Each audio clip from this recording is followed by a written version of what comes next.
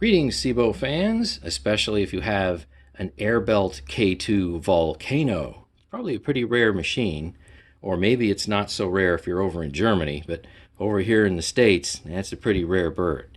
So let's do a whole bunch of airflow and suction tests, and we're going to start out with the machine in the condition I received it in, and that is using the official SEBO paper bag. This isn't it, this is a cloth bag. Then we'll switch out for this bag, and I'll also take the rest of the filters out, the premotor filter and then the exhaust filter.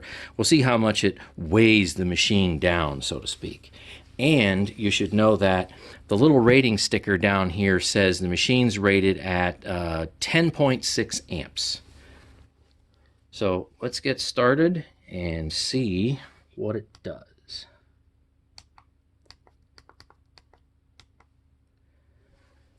All right, here we go on, yep, that's low.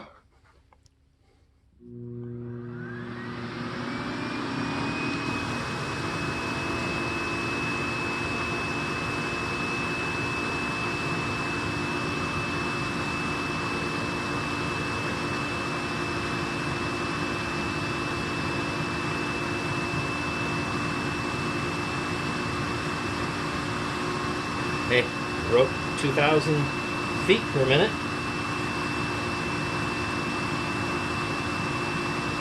And my current meter says about 6.7 amps.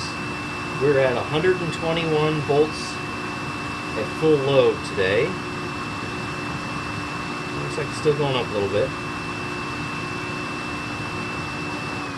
All right, I'll stop it there. 2,067. So we start out with the premotor filter looks like it's in pretty good shape. The post-motor filter I'm not too sure about. We'll have to play with that a little bit later. And of course the paper bag has never been used to do anything with this, an original SEBO paper bag. So on low we're at about 54 CFM. So let's crank it up on high, see what happens.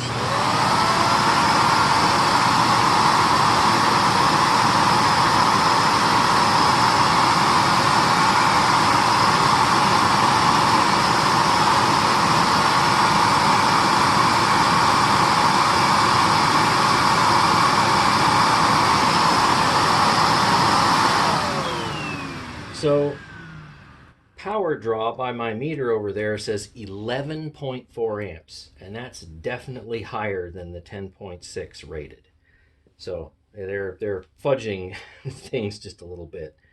So 4016 translates into about 105 CFM. Now that's with filters of, I guess, dubious quality in there, so to speak. Well, age and whatnot. They don't appear to be abused or smelly or have dirt in them or anything like that. I vacuumed everything off. So everything in like its original OEM form, we're looking at about 105 CFM. So what I want to do now is just switch out just this bag and see if that goes up or goes down. So remember, 105 CFM. So I've switched bags. Here's the original SEBO, what is it? Ultra Bag Airbelt K model 6629. Let's see what it does on high.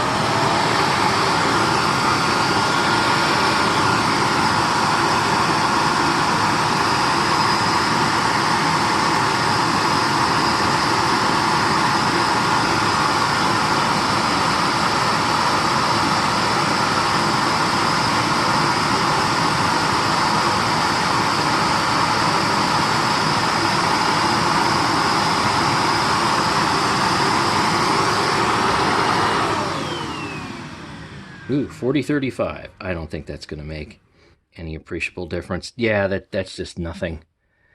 So, I mean, whoop-de-doo. So it's still the same 105 rounded. So no appreciable difference between a completely clean paper bag, this is Multiply, and then also the pseudo HEPA. I'm not going to call it HEPA because it doesn't test at HEPA filtration. So now what I want to do is, since we've established what these two bags do, and it's about the same at 105. Now I want to take out the other two filters, and I know this is going to go up. So let's see what happens. So you can see I have the exhaust filter down here. Doesn't look real good. Vacuumed off. And here's the premotor filter, and it's in really good shape. I mean, it's not perfect, but that's not bad. So let's see what we can do as far as finding out how restrictive these two filters are. So together, we're at about 105 with the HEPA bag in.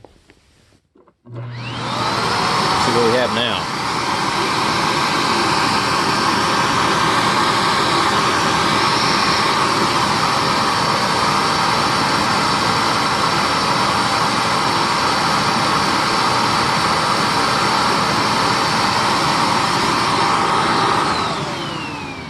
Definite difference, and you could really hear it. Okay, so 4488 translates to 117. So I knew there was a definite difference there. So these two filters combined suck the machine down, so to speak, use up CFM about 12. And I parted these two out briefly, and if I'm remembering right, this one was, maybe, say, 4 or 5 CFM, something like that. And then this was the rest. This was close to 10 CFM. It was a good maybe, say, 8, 9, that kind of thing. So I can kind of expect that because this is an awful lot of material. This is a lot of pre-filter material in here. I mean, when was the last time you saw a pre-motor filter that looked like this? I mean, this is intense for a pre-motor filter. So now let's take a look and see what kind of suction we get. So I decided to go ahead and go for it. You notice I took the bag collar off right here and I put it in there. So I've got the no bag in there. So this machine is running completely naked, as it were. There's no filtration in it whatsoever. This is just a raw motor CFM test because I want to see how many CFM I lose just by putting a bag in. And I normally do that, but I kind of hate destroying bags, but I had this one and I no longer need it. So let's see what it does.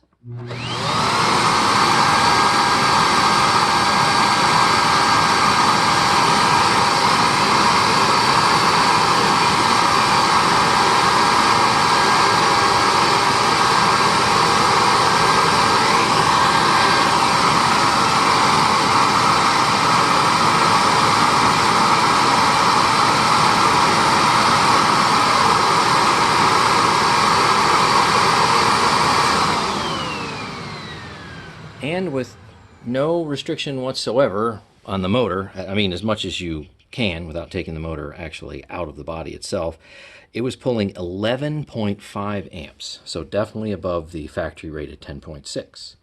So let's see, 4626 feet per minute.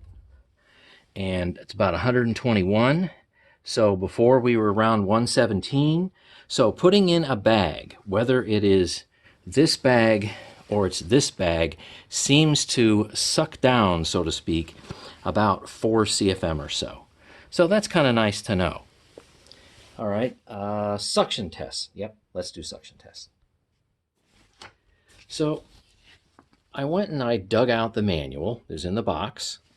Turned a couple pages in and take a look at what I found.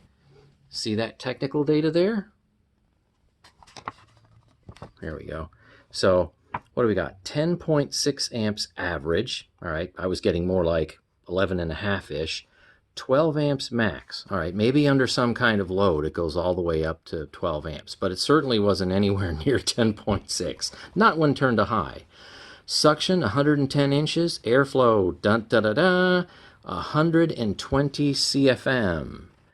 So how do you figure they decided to print that number? Because 120 CFM is the CFM you get when you run no filters with a completely naked, unencumbered motor. And this is one of the things that bugs me about a lot of manufacturer specs. They go and they give you some numbers out there. Rainbow says this 30% higher airflow. Okay, where is the 30% higher airflow? Well, I haven't seen that yet. I haven't seen any of the tests to figure out where it is. I mean, are we going to have improvements here, deep inside at the motor, at the end of a hose? I mean, is that going to be at a power nozzle? It's so very frustrating. And since how they say how they list it in the manual, it doesn't say this is a raw motor spec. It just says that's what it does. And because they don't say, I guess they can get away with it. But this is just a pet peeve of mine when somebody says, these are the specs of the machine. Great.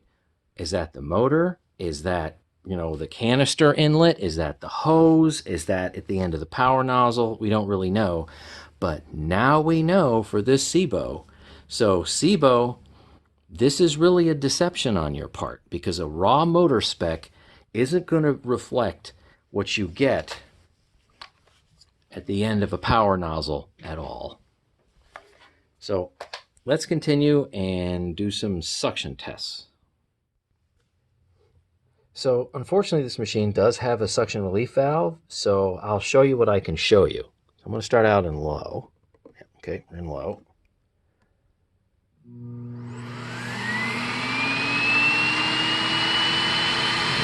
So 30 something. And here we go.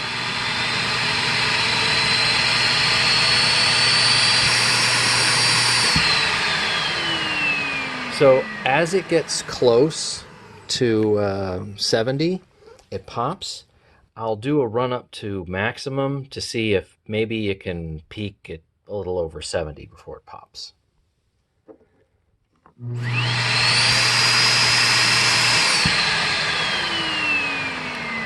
Okay, so it definitely goes to 70. So at this time, I definitely cannot verify the 110 inches. I mean, maybe it really has it. Maybe it's only something like 90. There's just no way for me to tell unless I go and block off the suction relief valve, which I'm not interested in doing at this point in time. So now let's move on to the hose. Yeah, that's it. Let's check out the hose stuff. So in order to measure the hose CFM, I had to build a new adapter right here. It's not that difficult and it doesn't take all that long. But I was surprised that all my other standard adapters that I've been using for quite some time, even this guy, the Baird meter, nothing fit on this. This is a different size than most of my other machines. So let's see what we have for CFM at the end of the hose. I've got all the bags in. Obviously, we're going with the cloth bag because I've destroyed the paper bag. Let's see what we have for CFM starting on low power.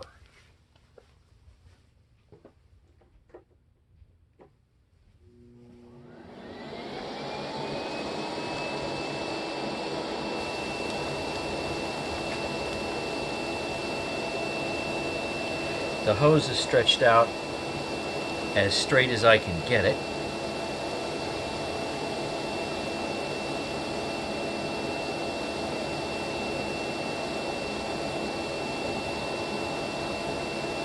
And yep, you can see that. So we're gonna have a low power result. So 1909 of about, it looks like about 50 CFM. So 49.8 CFM. And now, if we go ahead and crank it all the way up,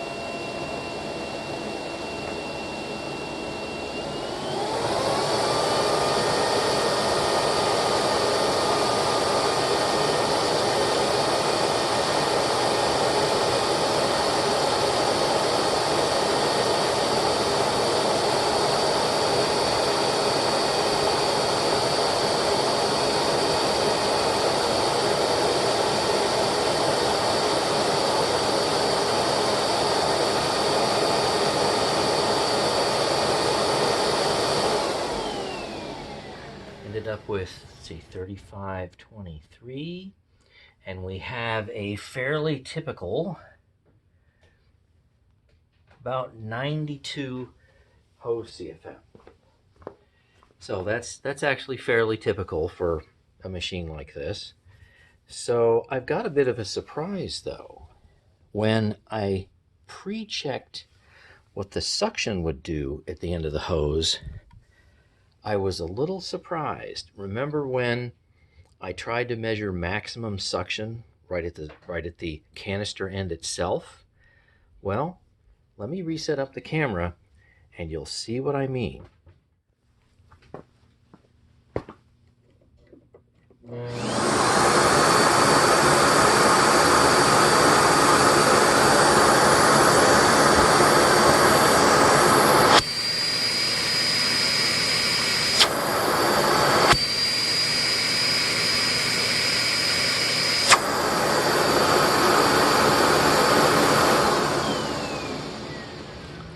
So, did you see what I saw? Or really, more importantly, did you hear what I didn't hear?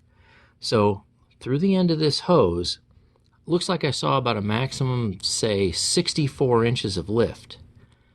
But I did not hear the suction relief valve blow. So, what that means is this hose leaks like crazy. Or the connection at the canister plus the hose, whatever, somewhere in there, is pretty leaky, and it looks like that's probably by design. So I'm not worried about SEBO's claim of 110 inches of suction, because by the time you get to the end of this hose, you're at a maximum suction at maximum power of 64 inches anyway. So now I need to do the big test where we set everything up. We take a look at the nozzles, the unpowered nozzles. So we're going to have some limitations on testing these nozzles on the airflow box. So this parquet brush is designed specifically to have these little strips in here, and periodically along these strips you've got these little notches, these cutouts. This is designed pretty much only to be used with these little brush strips in it. If I were to take these brush strips out, which I can, got the little yellow tabs on the side, then I could seal this area right here and go take a good sealed measurement, but it wouldn't make any sense because nobody uses this with the brush strips taken out. So I'm just going to set this on top of my detection hole, and it's not going to have a whole lot of airflow, but it's going to be because this is the way this is meant to be used. Now the turbo brush over here, you can plainly see I can definitely seal that. So I realize it's got a little air channel here, and a squeegee, but I can definitely seal that, and it would make sense to do that. So that's what I'm going to do. I'm going to start out on low and run the parquet nozzle back and forth and see what we get for a maximum reading.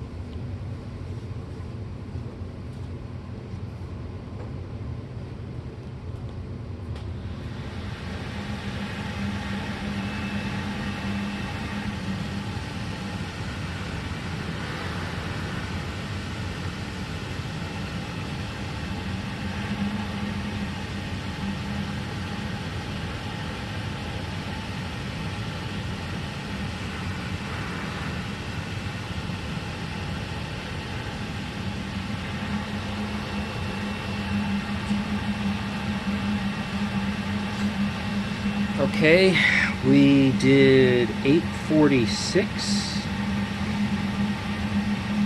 So on low, we're looking at about glare. We're looking at about kind of 22 CFM. It's not as bad as I thought. It's kind of similar to like a stick vac, for example, running on maybe medium or low power. All right, let me crank it up to high and see what the peak is there.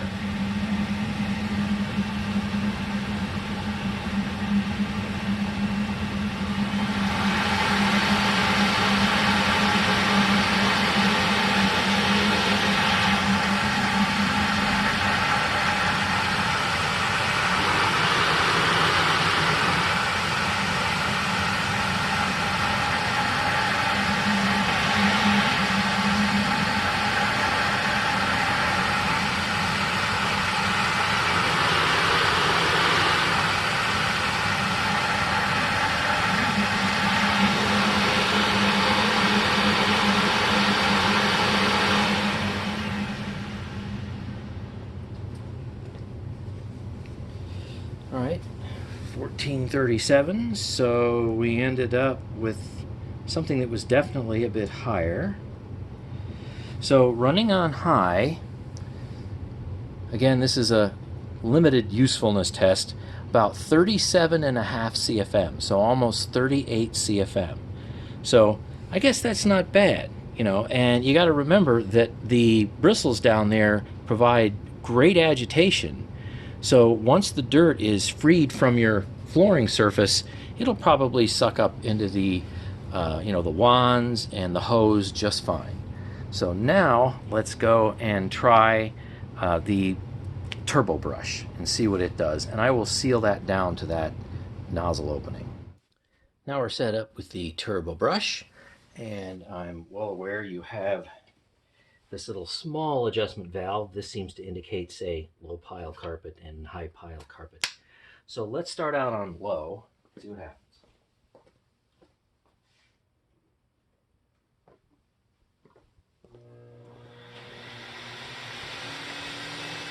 So all bags and filters are in.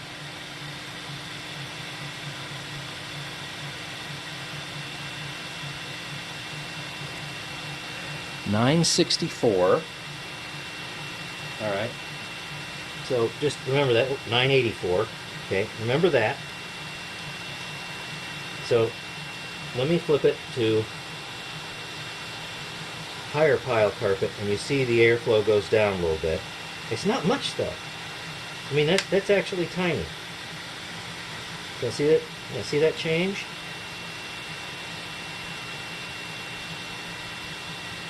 Okay, so 984 seems to be the peak, and that's with that slider set to low pile.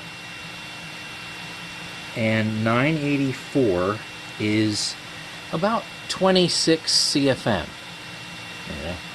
So about 26 CFM. We're on low. Let me crank it up to high.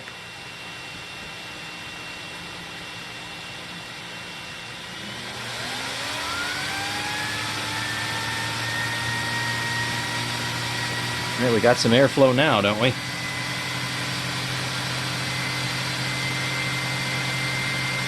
You can hear the turbo brush spinning.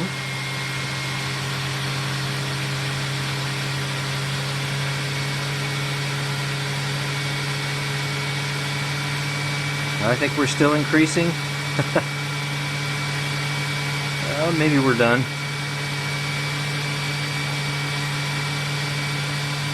1732. Look at peak. Doesn't seem to make a whole lot of difference there. All right, I'll say 1732.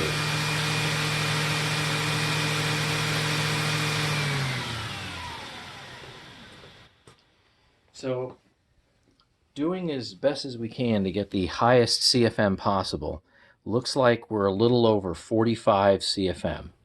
And that's with flipping the switch one way or the other. We got a maximum peak, so that's where we're at. All right, last thing I'll do is I will do a suction test. Here we go with the suction test. Let me start out with low power, and it won't get very loud.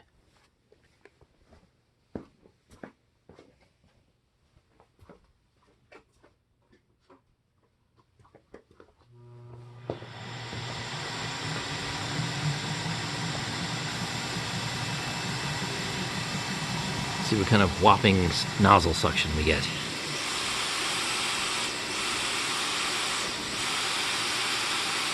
So what's that? Well, all right, so 8.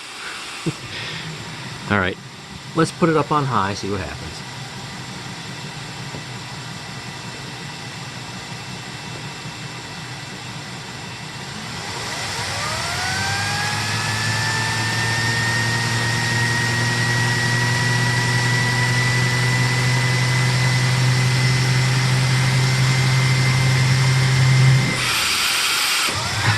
The turbo brush stops. Oh, that's funny. Okay, so maybe around 18.